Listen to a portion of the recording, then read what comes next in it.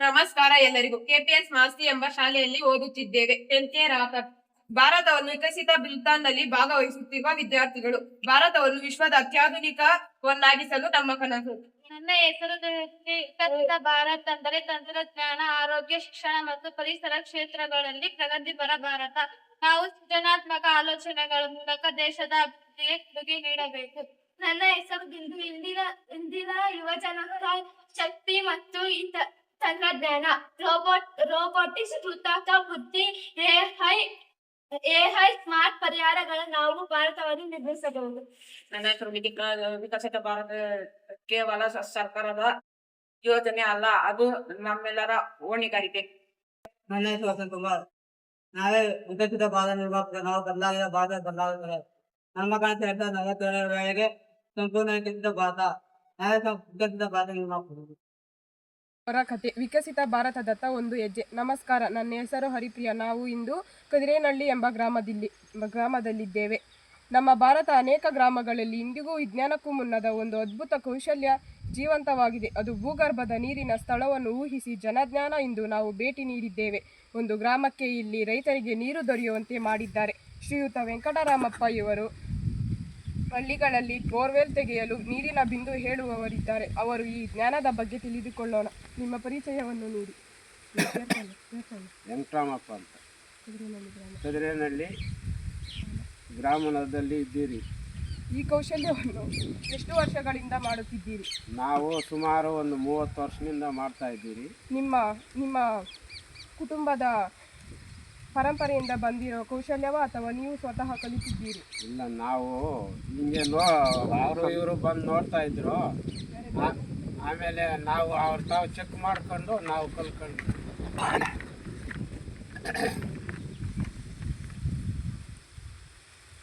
ನೀರಿನ ಸ್ಥಳವನ್ನು ಗುರುತಿಸಲು ನೀವು ಯಾವ ರೀತಿಯ ವಿಧಾನವನ್ನು ಬಳಸುತ್ತೀರಿ? ಕಡ್ಡಿ ಟೆಂಕಾಯಿ ಎರಡೂ ನೋಡ್ತೀರಿ. ಇವಾಗ ಈ ಟೆಂಕಾಯಲ್ಲಿ ನೋಡಿದ ಮೇಲೆ ನನಗೆ ಭಾರಿ ಅನುಕೂಲ ಆಗಿತ್ತು.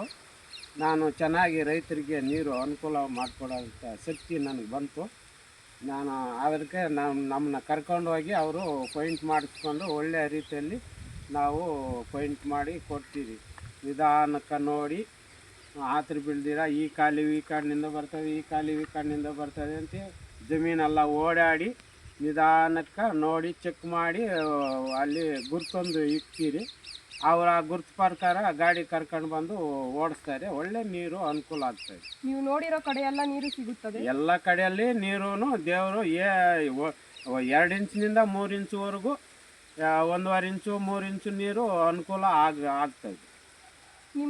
ನಿಮ್ಮ ಊಹೆಯಿಂದ ಎಷ್ಟು ಜನರಿಗೆ ಅವಕಾಶ?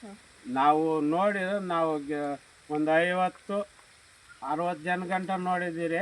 ಒಂದು ಊರಲ್ಲಿ ಒಂದು 30-40 ಪಾಯಿಂಟ್ ಓಡಿಸಿದ್ದೀರಿ. ಎಲ್ಲ ಪಕ್ಕ ನೀರು.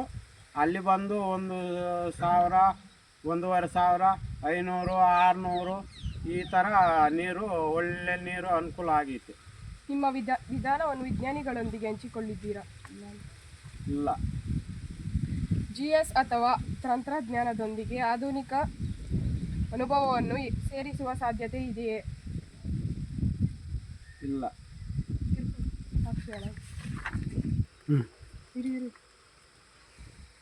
2047 ಭಾರತದಲ್ಲಿ ನೀರಿನ ಸುರಕ್ಷಿತ ಗ್ರಾಮ ಹೇಗಿರಬೇಕು ಎಂದು ನೀವು ಭಾವಿಸುತ್ತೀರಿ? ಒಳ್ಳೆಯದಾಗಬೇಕು ಅಂತ ನಾವು ನೀರು ಎಷ್ಟು ಮಾಡಬಾರ್ದು, ಅದನ್ನು ಒಳ್ಳೆ ಥರದಲ್ಲಿ ಬಳಸ್ಕೊಳ್ಬೇಕು ಅಂತ ನಾನು ಉದ್ದೇಶ ನಮಗೆ ಕಾಣಿಸ್ತಾ ಐತಿ. ಇದು ಕೇವಲ ಒಂದು ಕೌಶಲ್ಯವಲ್ಲ, ಇದು ಪ್ರಕೃತಿಯೊಂದಿಗೆ ಹೊಂದಾಣಿಕೆಯ ಪರಂಪರೆ. ಇಂತಹ ಜನಜ್ಞಾನವನ್ನು ಗುರುತಿಸಿ ಅದನ್ನು ವಿಜ್ಞಾನಿಗಳೊಂದಿಗೆ ಸೇರಿಸುವುದೇ ವಿಕಸಿತ ಭಾರತದ ನಿಜವಾದ ಮಾರ್ಗ. ಇವರು ನಿಜವಾದ ಭೂಮಿಯ ಸ್ನೇಹಿತರು. ಭಾರತ ಪ್ರತಿಯೊಂದು ಹಳ್ಳಿಯಲ್ಲೂ ಇಂತಹ ಪ್ರತಿಭೆಗಳು ಇದ್ದಾರೆ. ಅವರು ಪ್ರಕೃತಿಯನ್ನು ಓದುವವರು ಮತ್ತು ನೀರಿನ ಮಾತನ್ನು ಕೇಳುವವರು. ಈ ಜನಜ್ಞಾನವನ್ನು ನವೀನತೆಯಿಂದ ಸೇರಿಸಿದರೆ ನಮ್ಮ ವಿಕಸಿತ ಭಾರತ ಖಂಡಿತ ವಾಸ್ತವವಾಗುತ್ತದೆ.